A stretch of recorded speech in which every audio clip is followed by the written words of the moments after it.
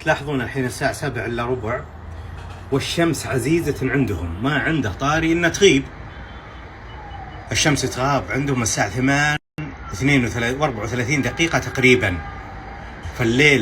فالنهار عندهم قرابة 15 ساعة إلا ربع، والليل عندهم 9 ساعات وثلث تقريبا.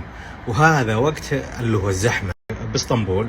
وبالمناسبة ترى شمسهم لاسعة. ليش لاسعة؟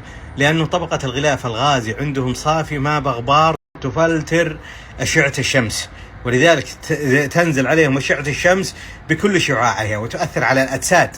لكن عندنا طبقة الغبار تفلتر الشمس وتكون الشمس حارة غير لاسعة، لكن تقدر تطلع الظهر عادي إذا كنت بالظل.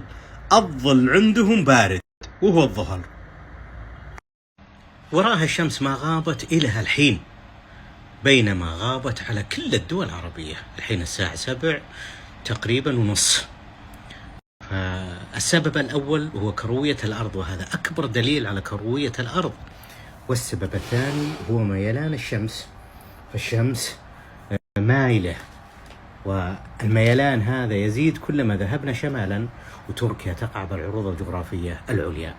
ولو كانت الأرض مسطحة مثل كذا سطح زين وطلعت الشمس منها، كان كل الشمس تصير على سطح الأرض، لأنه شعاع واحد. بينما الأرض كروية، يعني مثل هالفنجال، نصه ليل ونصه نهار، هذا المفترض.